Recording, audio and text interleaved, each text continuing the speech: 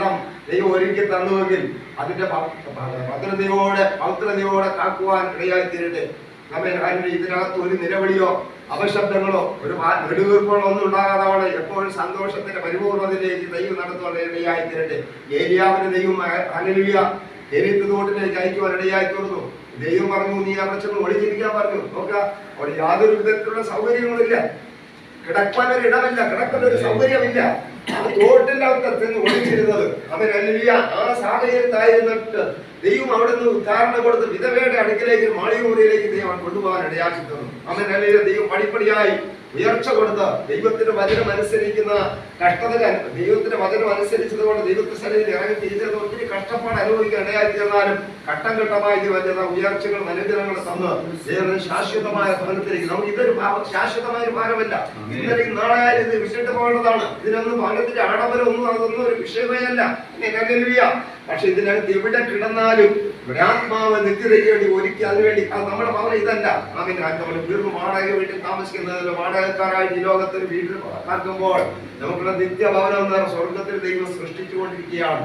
അവന്റെ പണി പൂർത്തീകരിച്ചാൽ അവൻ നമ്മെ ചേർത്ത് കൊള്ളുവാനായിട്ട് ഇടയായി. അതിനുവേണ്ടി മാത്രം ലക്ഷ്യം വെച്ചുകൊണ്ട് ഇവിടെ പ്രത്യാശയോടെ മുമ്പോട്ട് പോകാൻ ഇടയായി തീരട്ടെ. ഈ ലോകത്തിൽ ഇത്ര വലിയ വീട്ടിൽ കിടന്നാലും നഷ്ടപ്പെട്ടു പോയാൽ നരകത്തിലേക്ക് പോയാൽ എന്താ പ്രയോജനമുള്ളത്? പക്ഷെ ഇവിടെ നമ്മൾ ബുദ്ധിമുട്ട് അനുഭവിച്ച പ്രയാസത്തോടു കൂടെ കഴിഞ്ഞിട്ട് കൃത്യമായി ദൈവം നമുക്ക് ഒരുക്കി തരുന്ന ഭവനത്തിൽ നാം എത്തിച്ചേർന്ന എത്രയോ ഭാഗ്യവാന്മാരായിട്ടുണ്ട്. അതുകൊണ്ട് അതിനുവേണ്ടിയാണ് നാം ഒത്തിരി കഷ്ടതകളും പ്രയാസങ്ങളൊക്കെ അനുഭവിച്ചുകൊണ്ട് ആ പ്രത്യാശയുള്ളവരാണ് ദൈവത്തേക്ക് നമുക്ക് മുമ്പോട്ട് പോകുന്നത്. നമ്മൾ അതൊരു പ്രത്യാശ ദൈവത്തിൽ തന്നെ ആശ്രയിക്കാം, വയ്ക്കാം. ഈ ലോകത്തിലുള്ള ഒന്നിനും നമുക്ക് ആശ്രയമില്ല. നമുക്ക് തൽക്കാലം ദൈവം നമുക്ക് അതിൻ്റെതായ സാഹചര്യങ്ങൾ ദൈവം ഒരുക്കി നമ്മെ മാനിക്കുന്നുണ്ട്. അവ ഇങ്ങനെ ഒരു ഭവനം തന്നാലും ഇല്ലെങ്കിലും ദൈവത്തിൽ നമുക്ക് ജീവിച്ചാൽ പറ്റും. ദൈവം നമ്മൾ നടത്തുവാനിടയായിത്തീരും. ദൈവത്തിന്റെ മക്കൾ ആരും രചിച്ചു പോകില്ല. കാര്യങ്ങൾ വിചാരിച്ചു ഇങ്ങനെ ഒരു ഭവനത്തിൽ സൗകര്യം താമസിക്കാൻ കഴിയുമെന്ന് അങ്ങനെ നമ്മുടെ ചിന്തയ്ക്ക് അപ്പുറമായിട്ടാണ് ചെയ്യുന്നത്. ഞാൻ എങ്ങനെ വിശ്വസിക്കുന്നു. സ്തോത്രം. കുറച്ച് നാളത്തേക്ക് മുമ്പ് ചില വർഷങ്ങൾക്ക് മുമ്പ് ചിന്തിച്ചു കഴിഞ്ഞാൽ ഇങ്ങനെ ഒരു സാഹചര്യത്തിൽ കിടക്കാനുള്ള ഒരു അവസരം ഉണ്ടാകും. ദൈവത്തിന് വലിയ കരുണയാണ്. ഏലിയാവിനെ കൊടുത്തതുപോലെ അതിൻ്റെതായ ഉയർച്ചകൾ ഉദാഹരണങ്ങൾ കൊടുത്ത് ഇത് പോരാതെ വലിയ ഉയർച്ചയിലേക്ക് നയിക്കട്ടെ. വലിയ ഉന്നതങ്ങളിലേക്ക് ദൈവം നയിക്കും. നമുക്ക് ഒരിക്കലും ഭവനത്തിൽ എത്തുവാൻ തക്കവണ്ണം പ്രാപ്തിയോടെ, പ്രാഗൽഭ്യത്തോടെ, ധൈര്യത്തോടെ, ആ പ്രത്യാശയോടെ മുമ്പോട്ട് പോകാം. ദൈവത്തെ സഹായിക്കുമാറാകട്ടെ. അനുഗ്രഹിക്കട്ടെ. ഈ വനത്തിന് വേണ്ടി എല്ലാവിധ ആശംസകളും അർപ്പിക്കുകയാണ്. സ്വസ്ഥമായി ഇതിനകത്ത് കിടന്നവരായി നന്മയല്ലാതെ ഒരു തിന്മയിനകത്ത് അവൻ എപ്പോഴും ദൈവത്തിന്റെ സാന്നിധ്യങ്ങൾക്ക് ഉണ്ടാകണം. ആത്മാവിന്റെ സാന്നിധ്യങ്ങൾക്ക് നിറഞ്ഞു നിൽക്കണം. അവൻ അതിനായി സഹായിക്കുന്നതിൽ പ്രാർത്ഥിച്ചുകൊണ്ട് നന്ദിയാൽ നിറയും നുയന്നന്തരംഗം മനമേ നടത്തിയ വിധങ്ങളെ നോർത്താൻ. നന്ദിയാൽ നിറയും നുയന്നന്തരംഗം മനമേ നടത്തിയ വിധങ്ങളെ നോർത്താൻ. ഒന്നിലും കുറവില്ലാതെ നടത്തുന്ന അങ്ങേക്കു നന്ദി.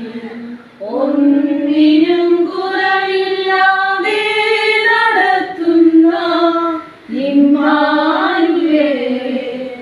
അങ്ങേക്കു നന്ദി. ആരും സഹായിപ്പാനില്ലെന്നു വന്നപ്പോ കൈനീട്ടിരുന്നു ഞാൻ പലർക്കു മുൻപിൽ. ആരും സഹായിപ്പാനില്ലെന്നു വന്നപ്പോ കൈനീട്ടിരുന്നു ഞാൻ പലർക്കു മുന്നിൽ. വേണ്ടെന്ന കാതിൽ പറഞ്ഞവനെന്നെന്നും വേണ്ടുന്നതെല്ലാം നിറച്ചു തന്നു. വേണ്ടെന്നു കാതിൽ പറഞ്ഞവനെന്നെന്നും വേണ്ടുന്നതെല്ലാം നിറച്ചു തന്നു. ആരാധന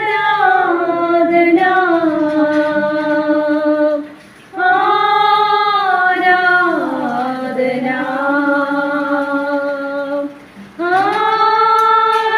ആരാധന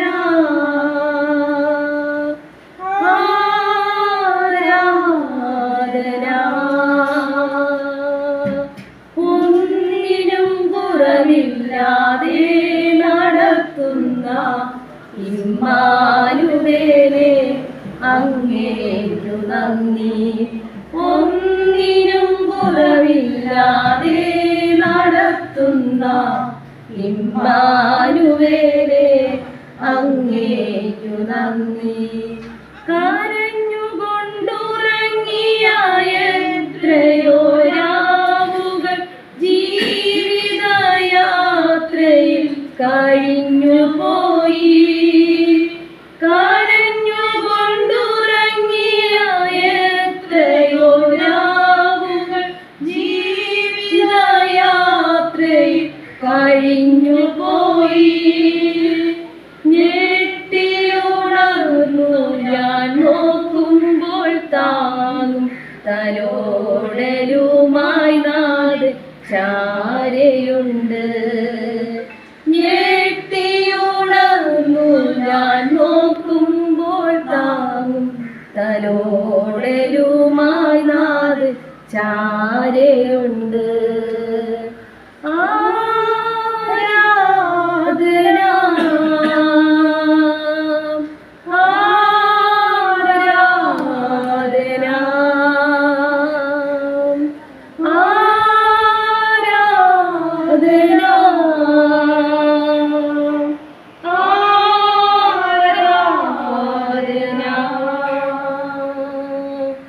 ഒന്നിനും കുറവില്ലാതെ നടത്തുന്ന ഇമ്മാനുവേലേ അങ്ങേക്കു നന്ദി.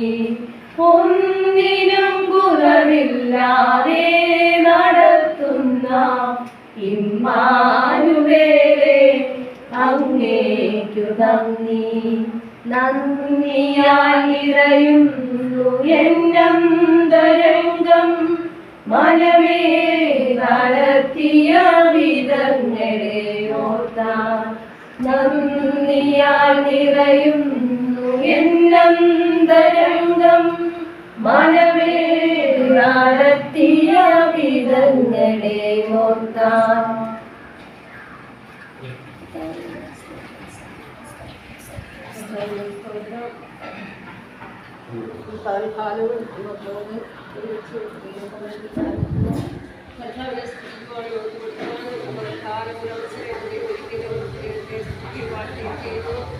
അവൻ നല്ലവനല്ലോ അവൻ്റെ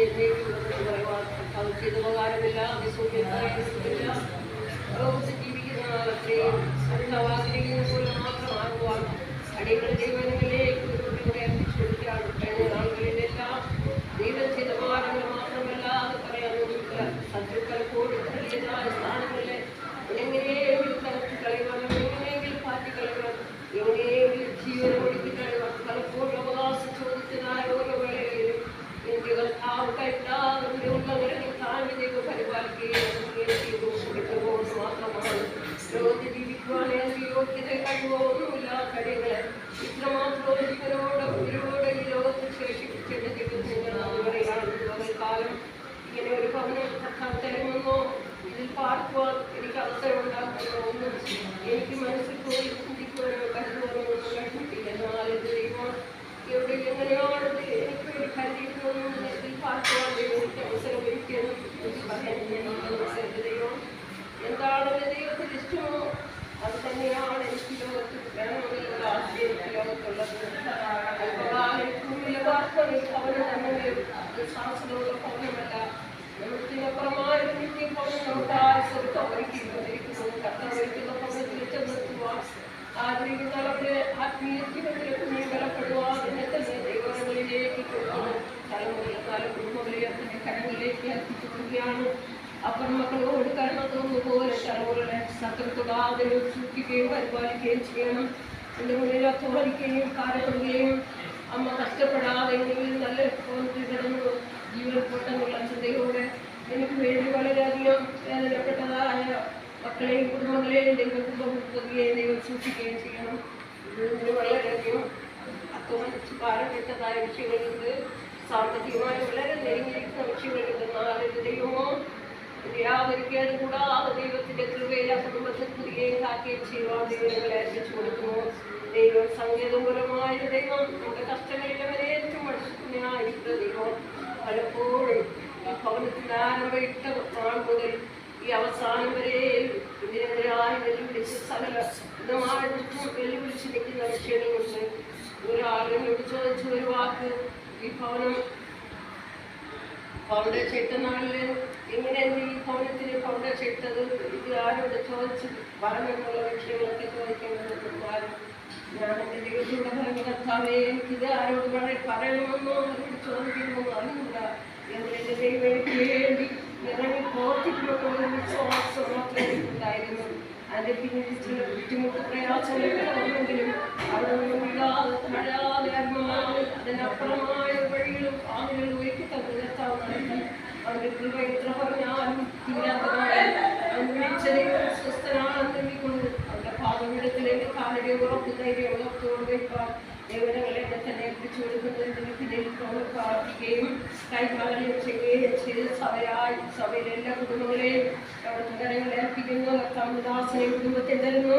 എല്ലാവരുടെയും രക്തക്കോട്ടയിൽ തൊന്ന് ദൈവം സൂക്ഷിക്കുവാൻ ദേവനങ്ങളെ ഏൽപ്പിക്കുന്നു. ദൈവം ചെയ്ത ഭാരങ്ങളെ ഓർത്ത് ദിവസങ്ങളിലെ എപ്പോഴും നന്ദിയുള്ളതായിരിക്കാൻ ജീവിതത്തിലിടയാകുവാൻ ദേവനങ്ങളെ ഏൽപ്പിച്ചു കൊടുക്കുന്നു.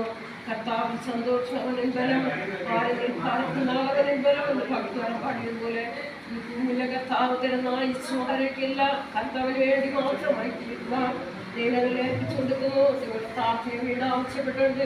സാക്ഷ്യം